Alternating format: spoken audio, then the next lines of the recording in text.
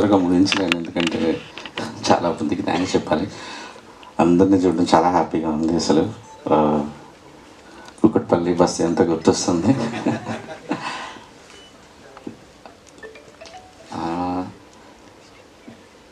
Actually Vaishnavi ఎప్పుడో ఇంటర్వ్యూలో చెప్పింది ఒకసారి, మా డైరెక్టర్ ఎంత మంచి రైటర్ అంటే సెట్లో రాసేవాడు స్క్రిప్ట్ అని. గుర్తులేదా నీకు? అలా చెప్పొద్దని కూడా చెప్పాను నేను యాక్చువల్లీ. సో అంటే నేను ఆ బ్రెయిన్లో ప్రాసెస్ చేసుకుంటూ ఉండేవాడిని. ఆ సాడ్ మూడ్లో ఉంటూ పొద్దున ఒకటి రాసేవాడిని, సాయంత్రం ఒకటి రాసేవాడిని, కొట్టేసి మళ్ళీ నైట్ ఒకటి రాసేవాడిని. మా డైరెక్షన్ డిపార్ట్మెంట్కి తెలుసు యాక్చువల్లీ, వాళ్ళు పాపం ప్రింటర్ క్యారీ చేసుకుంటూ వెళ్ళేవాళ్ళు వెహికల్లో, ఎప్పుడు వీడు ఏ వర్షన్ పంపిస్తాడని. నైట్ పంపించేవాడిని, పొద్దున్న పంపించేవాడిని, క్యారవాన్లో కూర్చొని రాసేవాడిని, మళ్ళీ సెట్లో కూర్చొని రాసేవాడిని. అంటే ఇంకా రాస్తూ ఇదే పని మీద ఉండేవాడిని యాక్చువల్లీ. సో అది సెట్లో రాయటం కాదు, ప్రాసెస్ చేసుకొని రాయటం. సో నాకు స్క్రీన్ ప్లే అవార్డు అనౌన్స్ చేయగానే నాకు అదే తను చెప్పింది అది గుర్తొచ్చింది. ఎందుకంటే దీన్ని ఒక 2-3 ఏళ్ళు మోసాను తల్లో అలాగా. చాలా చాలా అంటే ఈ కథ ఒక పెయిన్ఫుల్ కథ.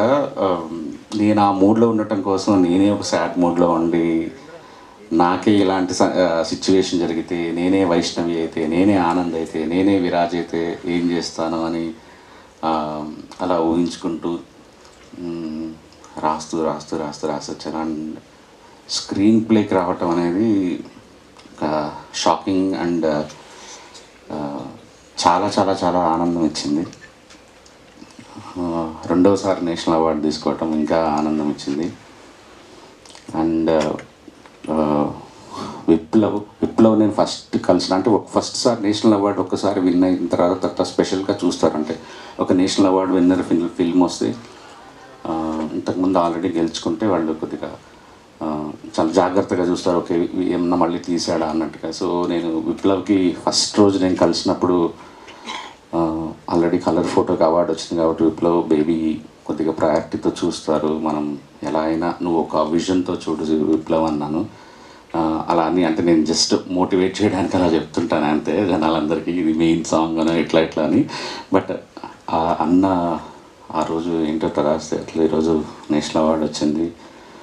అండ్ నిజంగా చెప్పాలంటే ఈ స్క్రీన్ ప్లే అవార్డు నాతో పాటు విప్లవ్ కూడా తీసుకోవాలి. మొన్న మీరిద్దరు మిస్ అయ్యారన్న. యాక్చువల్లీ నేను ఇక్కడే 5.5 hour ఫుటేజ్ చేసుకొని సినిమా చూసిన. యాక్చువల్లీ లైక్ ఈ థియేటర్లో మనం చాలా మంచి సీన్స్ అన్నీ చూపించలేకపోయినాం because of 3 hours run time. So దానికి ఇంత బాగా రావటానికి, ఆ స్క్రీన్ ప్లే అలా ఉండటానికి reason Viplav. And love you Viplav. And మా బాలరెడ్డి సార్ ఇప్పుడు నాతో పాటు హిందీ కూడా చేస్తున్నారు. Thank you sir. మీరు ఈ విజన్ మీరు ఇవ్వకపోతే ఈరోజు ఇలా ఉండేది కాదు సినిమా. అండ్ థ్యాంక్ యూ అంతా. అండ్ సురేష్ గారు మా డైరెక్టర్, థ్యాంక్ యూ ఈ వరల్డ్ క్రియేట్ చేసి ఇచ్చినందుకు. సారథి గారు thank you. Devi thank you. ఈ పాట గురించి చెప్పాలంటే యాక్చువల్లీ విజయబుల్గా నిన్న అప్పుడు ఒక 3-4 చిన్న సినిమాలు చేస్తున్నాడు. ఒక సిచ్యువేషన్, ఒక డిఫరెంట్ సిచ్యువేషన్, హీరో ఆనందంగా పాడుతుంటాడు, బట్ వెనక జరిగే సిచ్యువేషన్ చాలా పెయిన్ఫుల్ సిచ్యువేషన్. వెనక జరిగే పెయిన్ఫుల్ సిచ్యువేషన్ అంటే అదేమైనా ప్యాథో సిచ్యువేషన్ కదా, ఇట్స్ ఎ కైండ్ ఆఫ్ ఒక రొమాన్స్ జరుగుతుంటుంది. సో వీడు పాడేదానికి అక్కడ జరుగుతున్న విజువల్కి సంబంధం లేదు, కానీ చూసే జనాలకి మాత్రం చాలా షాకింగ్గా ఉండాలి.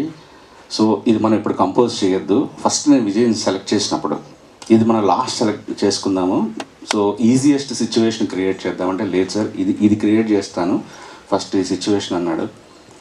ఒక 5-6 ట్యూన్స్ తర్వాత ఈ ట్యూన్ వచ్చింది. విజయ్ చాలా దరిద్రంగా పాడతాడని అందరికీ తెలుసు బేసిక్గా. సో నాకు అర్థం కావట్లేదు, విజయ్ ఒకసారి ఎవరైనా ఊరికే లిరిక్ రాయించి నాకు ఏదైనా ఒక ఫేక్ లిరిక్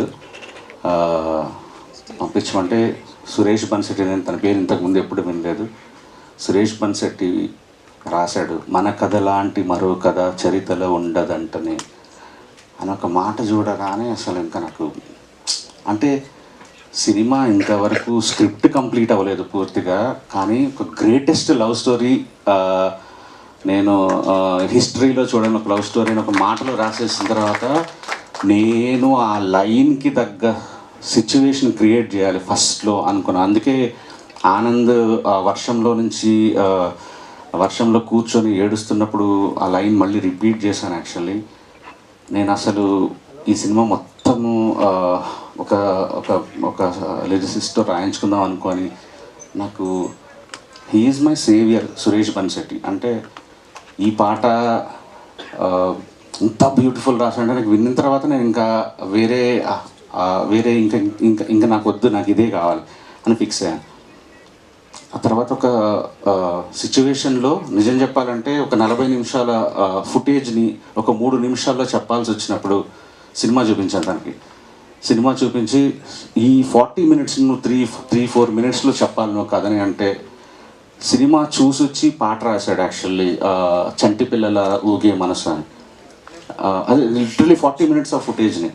ఆ తర్వాత సినిమా అంతా అయిపోయింది, క్లైమాక్స్లో మళ్ళీ ఒక బ్యాక్గ్రౌండ్ స్కోర్లో ఎక్కడో పడిపోతుంది ఏదో అనుకుని అక్కడ పాట సిచ్యువేషన్ మళ్ళీ క్రియేట్ చేసి లిటరలీ సింగర్ వచ్చేసి అక్కడ పాట పాడుతుంటే సాహితీ తను అక్కడ కూర్చొని అప్పటికప్పుడు పాట రాశాడు, కలకలమే సాంగ్. ప్రతి ఒక్కరు ఈ సినిమాకి హీరో, దాంట్లో ఒక hero Suresh Bansetti. Thank you sir. Like మీ మాటలో తను పాడటం, ఆనంద్ దానికి ప్రాణం పెట్టడం ఆ పాటలో యువర్ ద బెస్ట్ అంతే. ఇంకా 5 పాటలు రాశారు నాకు. రోహిత్ పాడుతున్నప్పుడు నాకు రోహిత్ తన అచీవ్మెంట్ ఇంతకుముందు తెలియదు, తను ఆల్రెడీ ఇండియన్ ఐడల్ గెలుచుకున్నాడు, ఇవన్నీ నాకేం తెలియదు. బట్ ఎక్కడో నాకు ఎస్కేఎన్ కానీ ఓ పెద్ద సింగర్కి వెళ్దాం నాకు ఒక్కసారి వినిన తర్వాత తినగాక ఇంకెవరు అంతే. సో నేను నాకు ఇంకా గుర్తుంది వాళ్ళ తన బావ అనుదీప్ తను రికార్డ్ చేసిన టైం, ఆ మూమెంట్స్ నాకు ఆ రోజు తెలిసి సినిమా బ్లాక్ బస్టర్ అవబోతుంది అన్న ఒక ఫీలింగ్ వచ్చేసింది. అండ్ నాకు పర్సనల్గా నిన్న టీవీ చూస్తున్నప్పుడు లైవ్లో ఫస్ట్ స్క్రీన్ ప్లే అనౌన్స్ చేశారు, హ్యాపీగా ఉన్నా. ప్రేమిస్తున్న రోహిత్ అని చూడగానే నాకు డబుల్ హ్యాపీ అనిపించింది అసలు. The song deserves and Rohit deserves. I'm super happy for you. Dheeraj ఈరోజు నాకు ఎస్కేఎన్కి మధ్య ఇప్పటికి కూడా ఒక bridge. Thank you Dheeraj. And Vaishnavi, good to see you after long time. Yeah. And ఈ సినిమా అందరికీ అన్నీ ఇచ్చింది. మనకు ఫిల్మ్ఫేర్, సైమా, ఇప్పుడు నేషనల్ అవార్డ్ ఫిల్మ్లో పాట అయినావు. Good luck for your journey. And అన్న, యూ లుకింగ్ అమేజింగ్. కొత్త సినిమా గెటప్ అదిరిపోయింది. అందరూ గెలిపాడు అక్కడికి, ఇక్కడ హర్షింది. ఓకే, నువ్వేనా హర్షింది?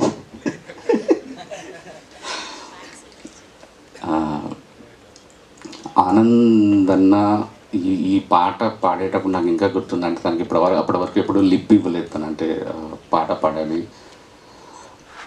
నాకు సినిమాలో కంటే మనం తీసిన లిరికల్ వీడియోలో నేను రాత్రి చూస్తున్నప్పుడు కూడా అన్న, the way you are singing that song, అంటే నిజంగా మీరే పాడారా, మీ ఆ నర్వ్స్ అదంతా చూస్తే సినిమాలో ఎందుకురా ఈ షాట్ లేదన్నట్టు అంత ఫీలింగ్ వచ్చింది. అండ్ మిస్ యూ అన్న. అండ్ ఎస్కే అన్న, యా ఇది ఊరికి చెప్పచ్చు కానీ ఇట్లా అన్నీ తనకు డబ్బులు రావచ్చు, నేషనల్ అవార్డ్ సినిమాకి ప్రొడ్యూస్ చేయొచ్చు, కానీ శ్రవంతి ఇందాక చెప్పినట్టు ఫస్ట్ ఎమోషన్ అయ్యాను నేను. నన్ను ఎవరు నమ్మని రోజు నాకు నమ్మాడు అని. నిజంగా నాతో పనిచేయడం చాలా కష్టం, ఎందుకంటే అలా లాగుతుంటా, రాస్తుంటా, పీక్కుంటా, మళ్ళీ తీసిందే తీస్తుంటా, చెక్కిందే చెక్కుతుంటా.